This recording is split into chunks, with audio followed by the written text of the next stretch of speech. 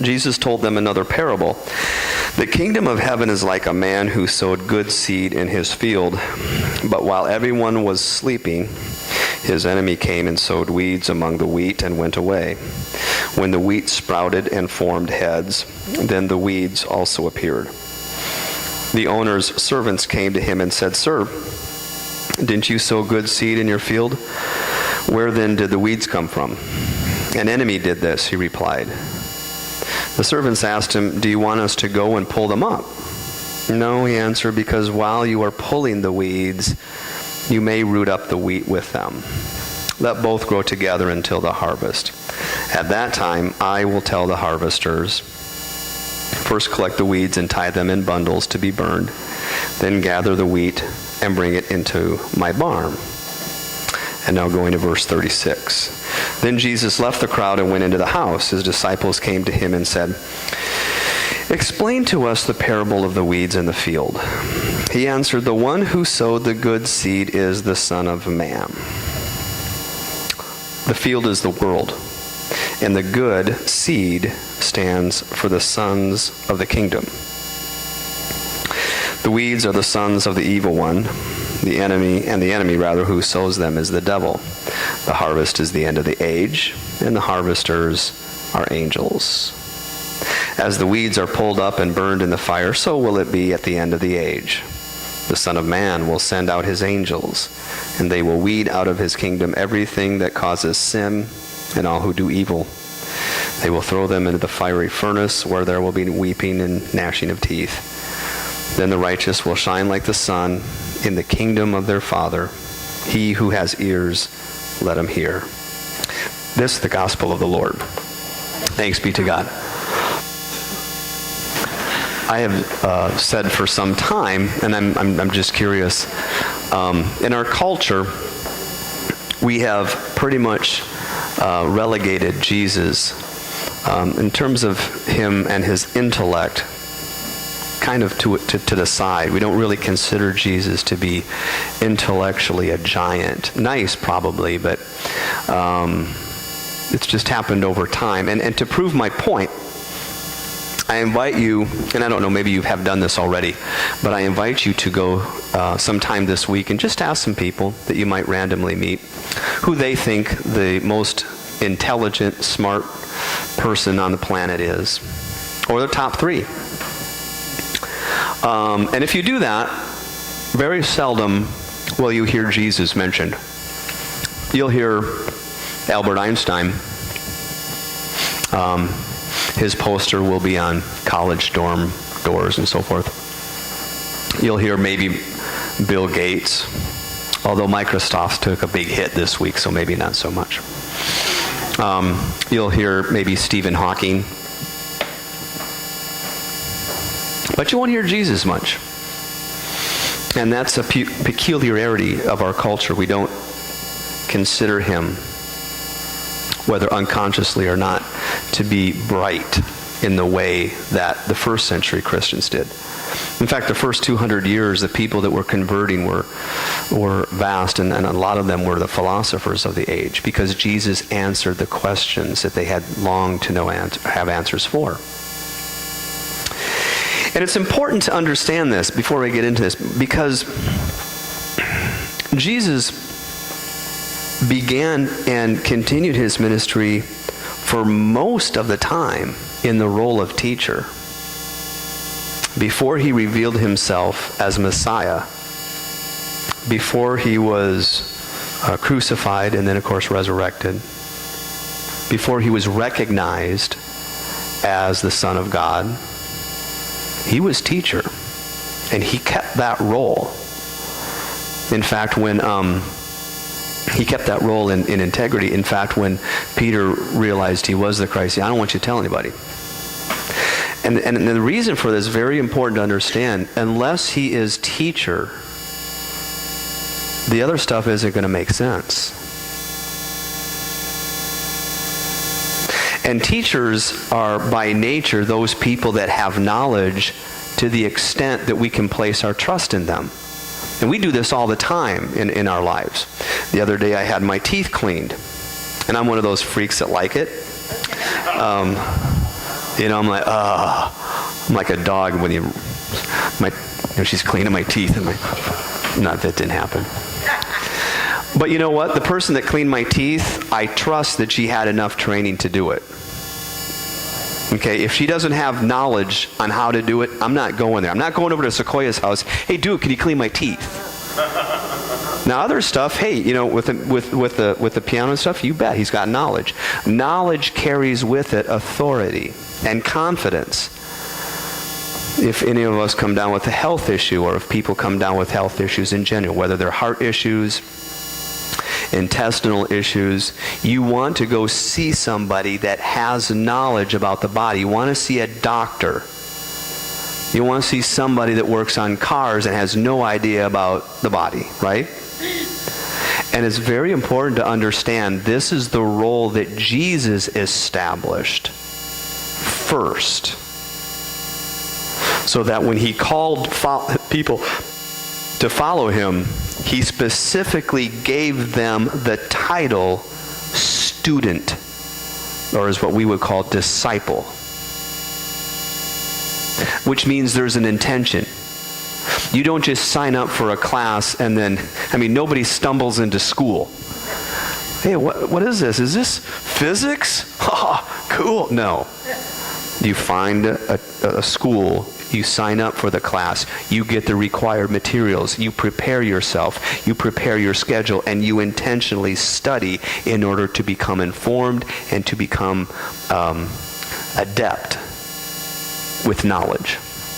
The same is true spiritually. You don't just stumble into these truths. It takes intention. Now, this is so important that Jesus didn't even reveal, even though he was friends.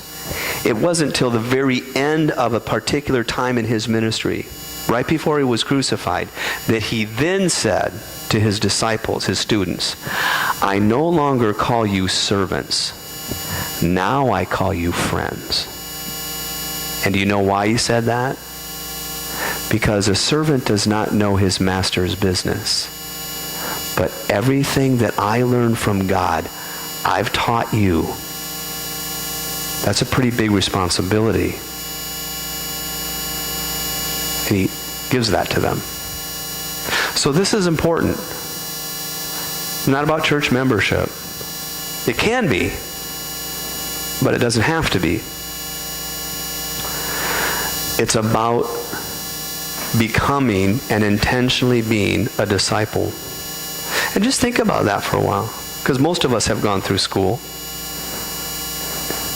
And if you go through school, there's regular times of study. And just think about that in your life. What is your regular time of study? What is your regular time of meditation? What is your regular time of prayer? These are important things to bring into play. Now, that being said, what he teaches in chapter 13 was meant for his disciples, not as a rah-rah, inspirational, motivational speaker. Jesus was not Mr., Chris Farley and Saturday Night Live motivational speaker guy. You want to live down by the river in a van? If you've ever seen that skit. Obviously, that joke fell on his face. But the point being is that he's talking deliberately to people that have an intention on discipleship. Not trying to necessarily motivate them, but to inform them, because information is empowerment.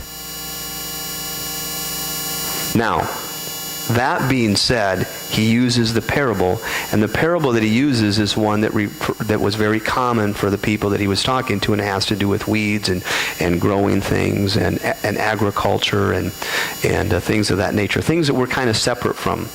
Unbeknownst to many people, plants actually do grow out of the ground, and milk does not come from cartons, it comes from an animal and so forth. But back then there was very much a connection between growing things and your real life and on a daily basis.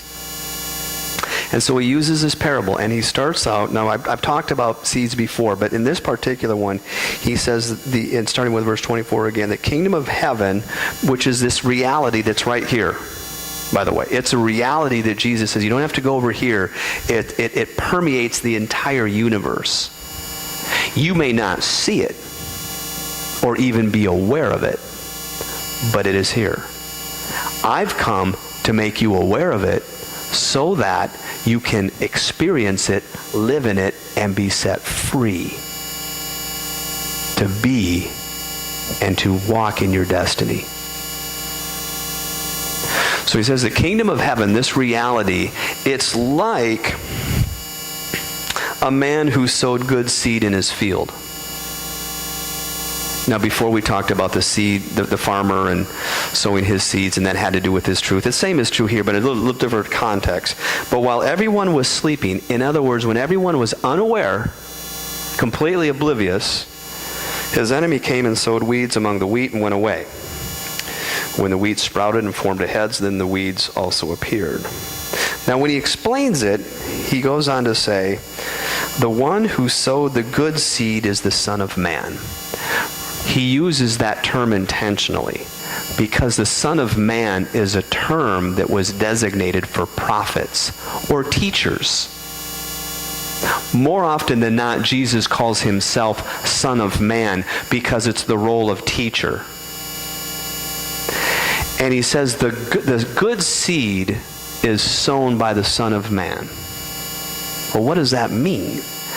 It means that everything that he teaches has a quality to it that if it is incorporated into your being, will transform you in ways that you can never do on your own.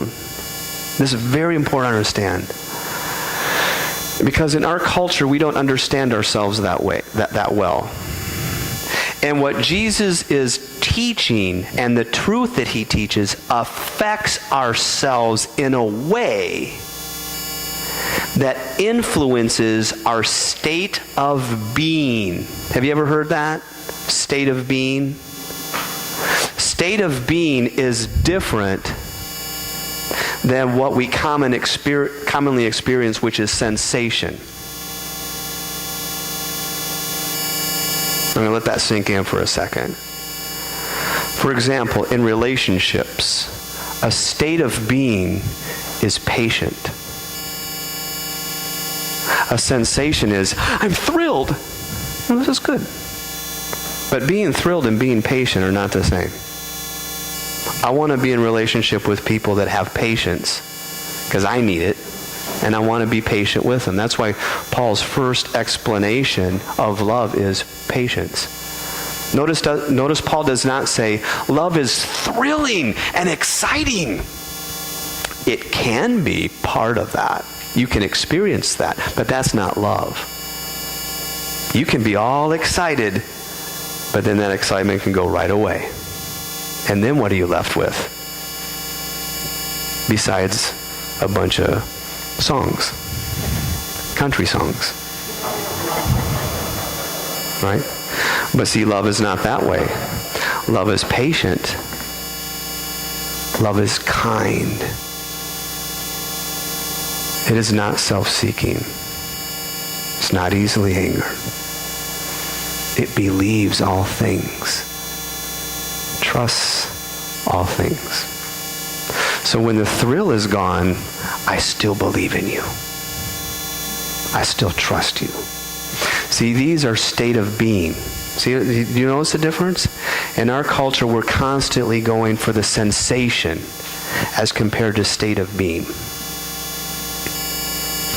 And it's important to know the difference, because just because something might feel good doesn't mean that it is good. Drugs are a great example. Drugs feel good, otherwise people wouldn't take them. But just because they feel good does not mean that they are good. Is this making sense? Okay. So when Jesus teaches, he's teaching his teaching has a quality that infuses goodness, not something that may feel good, but something that is good into our being. That's why he can say, the sower is the Son of Man, because everything that he teaches, if it is placed into our minds and given the attention, I talked about that last week, so if you missed that, please check that out on YouTube, because that's important to understand. If you don't understand that, there's a big piece missing. But placing a thought in your mind. See, most of the things that we think about, we're unconscious that we're even thinking them, because we get bombarded with thoughts all day long, and we can't keep track of all of them. So most of them just come in, and we just live with them. But when you set your mind to intentionally place within your imagination, within your mind, a teaching of Jesus, it has a life of its own that may start out the size of a seed. It may seem insignificant. I've got all these problems. I've got all these things going on. And you want me to take a verse of Scripture and just sit with it? Yeah, I do. It's called meditation. It's not just a Buddhist thing. It's a spiritual thing that Jesus teaches his disciples to do. Jesus, for 40 days, prayed and fasted and meditated. So when you take a teaching of his, it says something like this: therefore, do not worry about your life. Do not worry about your life, what you will wear, what you will eat, for your Father knows that you need them. And you repeat it, and you place it in your mind, and you let it start to do what it's going to do naturally. It will permeate your entire being, and when it's done with its work, you can walk in confidence. That makes sense? But just because you read it and then you leave church, it's going to have very little effect. Very little effect. That's why meditation is so important, and you very seldom hear it. Because we want the feeling, the sensation. Do you know what kind of sensation you get when you meditate? You don't. You get transformed. Your state of being becomes transformed. But you don't get the thrill. And that's why it's very important to do that. Okay. So, the one who sowed the good seed is the Son of Man. He's the teacher, the spiritual teacher, transforming our minds, transforming our state of being. He answered, the one who sowed the field is the world, and the good seed stands for the sons of the kingdom, the people of the kingdom, the people that inherit this kingdom, this reality. You live in it. It takes on an identity. Now, this is very important, because when we first come into this world, we have no idea who we are. Not a clue. None. You just come in all happy, and hopefully you're screaming, or whatever the case may be. But our surrounding environment imprints an identity on us. I'm going to be 50 soon. If my mom is in the other room and says my name, what? Why? It's an imprint. I can be in a crowd of 1,000 people, and if she says my name loud enough, my mom's here. Oh, go, no. When I was in high school, I could be in a club. Is that my mom? Back then you could be in a club when you're in high school. Point being is that your family leaves an imprint on who you are. And that can work for good or can work for bad. Some families have curses that they're dealing with. That imprint addiction, you can see it run through their whole family, or whatever the case may be. But the bottom line is, when you place Jesus' teaching in your mind, it gives a new imprint. It literally has the power to give you a new imprint. It breaks family curses. It breaks family dynamics and restores them. That's why he says you can be called, or you can become, rather, children of God, because God gives you your identity. Then he goes on to say, the field is the world, and so forth. The weeds, however, are the sons of the evil one. Now, how does that happen? Well, and the enemy who sows them is the devil. One of the most sacred aspects of our being as human beings that no other creature has is the ability to choose. No other human being has that. Or no other creature, rather, has that. Now, that doesn't mean it becomes easy, but we do have choice. And Jesus is saying, if I'm giving you this truth, I'm not going to force it on you. God never forces himself. You can walk away. I'll be with you and I'll keep reminding you, but you don't have to incorporate it. If you do, this is what you get, the kingdom. But if you don't, be aware of the consequences. If you choose whatever is not good, it will eventually consume who you are until you can't come back. And God all the way along will walk with you trying to get you to come back. But once you become completely given over to it, he lets you go. He just lets you go to the consequences, which is self-destruction. Now, does he want that? Of course not. But he's not going to force himself. God is not someone that forces himself because it ruins love. You ever tried to force somebody to love you? Can't do it.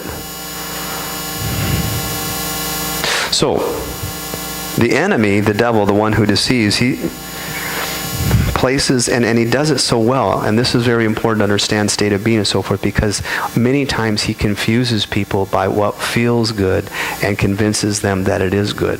And you can go all the way back to Genesis and read that. Read chapter 3 of Genesis. And he says to Eve, did God say that you can't eat of any tree? Which is kind of ridiculous, but it gets her engaged in the conversation, and then she says, no, we can eat of every tree, we just can't eat of this one. And then he gives Eve this thought: God is a liar, you can't trust him, you're on your own, and if you want to be who you can be in this world, which is very important, if you want to reach your destiny, you better listen to me. And when she ponders that in her head, and then looks at the fruit, and it specifically says, when she saw that it was pleasing to the eye. How many relationships were disastrous because it was based solely on somebody being pleasing to the eye? Ooh, she's hot. Well, she may be. But that doesn't mean that the relationship is meant to be.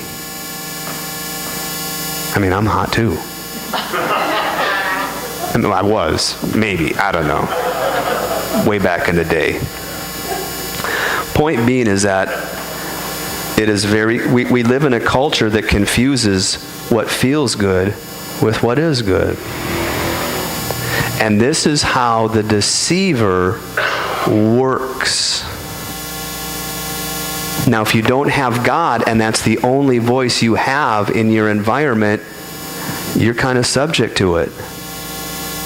But when God comes in and shows us the truth and what is good, we become transformed. Because the more we choose what is good, we become good. Okay? Yesterday we had an ice cream social over here. That Thrifty's ice cream is killer. It's really good. I like it a lot. It tastes good. It is pleasing to my tongue. But if I confuse how good the ice cream tastes with the goodness of nutrition, if I confuse the two, I will be a diabetic in a week. And then I have to cut off my foot. I mean, this is the consequences, right? Do you see what I'm trying to go here? It starts off innocently. But when you confuse what feels good, and not that feeling good is bad, but it cannot substitute for what is good. Patience is good. Kindness is good. Gentleness is good. Hope is good. And see, this is the process that we are in if we choose to follow Christ. It's learning this truth. And Jesus says to his disciples repeatedly, if you continue in my truth, and my word remains in you, in your mind, and you remain in me, then you will know the truth. And that truth will set you free from being obsessive, compulsive, worried, fearful, being led by your pleasures because you know no other way. Be set free. But it does include an intention of remaining in me. See, many times because our educational system is different than Jesus' educational system. Our educational system, you graduate, and then you never have to go back. Right? I mean, I don't know of anybody that graduated from high school and said, man, I totally forgot mathematics. I better go back to 9th grade. That's not going to happen. You go, you pass a course. Once you pass a course, you pass another course. Once you pass enough courses, you get your degree. You're done. Not so with spiritual knowledge. Spiritual knowledge is not about graduation. It's about transformation. And that's a different thing. It involves a lifelong process. And so Jesus says, if you learn how to remain in me, and that's key. If you learn how to remain in me and you actually do it, you will know this truth. And it's not the truth that sets you free, it's the knowledge of the truth that sets you free. The truth is out there, but if you don't have it, what good? It can't do any good for you. And so this is what he's talking about here. And this affects everything. It affects everything in our lives. Because ultimately what Jesus concludes this parable with is when the farmer, when the seeds that are good are right next to the seeds that are evil, there's a lot of confusion. That provides a lot of confusion. I don't get it. Why am I choosing this? And it seems like this person is so evil and they can't see it and I can't do anything about it. And evil, the closer you are to evil, the more directly it affects you. Okay? So I live in a pretty decent neighborhood for the most part. I'm not affected that much, but on occasion we have been, our house hasn't been robbed, but we have been robbed. And even if it's the mail, I'll go out to the mail and I'll open and I'll see that all the mailboxes are open and that someone has gone through and stolen all the mail. So now I've got to figure out what was in the mail, what possible information they have on my life. I've got to call that. And do you know what I want to do to that son of a... Right? Because it imprints, it affects you. And now I'm angry. I'm really angry. I'm not slow to anger. I'm quick. But see, that anger will destroy me if I don't know how to handle it. And I don't know how to handle it. I want to find that person. I want to get a camera. I want to sit out there with my gun. Plug one. Now you're dead. Oh, don't think that you wouldn't think the same thing if you get angry enough. But see, that's where this teaching needs to be placed in my mind. That's not my role. God has it covered. Otherwise, if I don't know that, I will take matters into my own hands. And I don't know about you, but every single time I've taken matters into my own hands without God, I have taken that plane and drove it right into a mountain. Because I can't do my life on my own. I wasn't designed to, nor were you.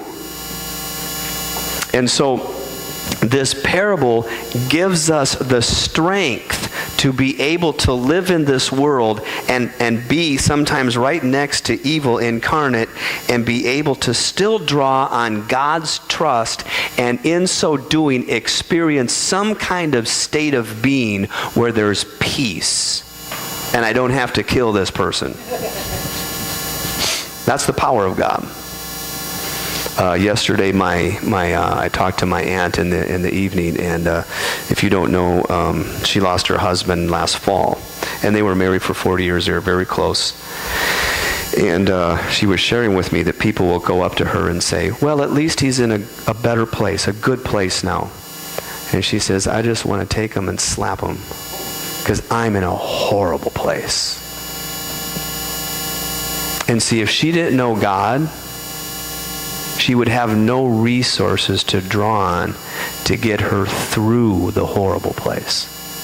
She would just be stuck there. And it's not that God removes entirely the horrors that this world, or the pain that this world can bring in, but he gives us the power to go through them.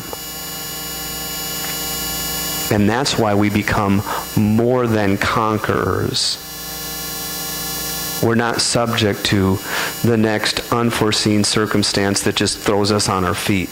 We have an inner calm, a state of being that is strong. Is this making sense? Okay, good. It makes sense to me, but just because it makes sense to me doesn't mean that I'm presenting it correctly. So when you take a look at this chapter, and all of chapter 13 is filled with knowledge of this, and you begin to incorporate it into your thinking, and it begins to grow on its own, you begin to see things that you've never seen before, and that reality of God's presence begins to reveal itself, appear. It begins to appear, if you will. It's already here. You just can't see it. Have you ever had somebody that's so distraught because of something and their emotions are so high that they're not even present? They're just bouncing off the walls. And sometimes you don't have to say anything, just to be real present and just allow them to get grounded back into the reality. So this is where we find ourselves as followers of Jesus, as disciples of Jesus. And in so doing, we experience what the Bible calls good news, the best news, the greatest news, the ultimate news. Let's pray.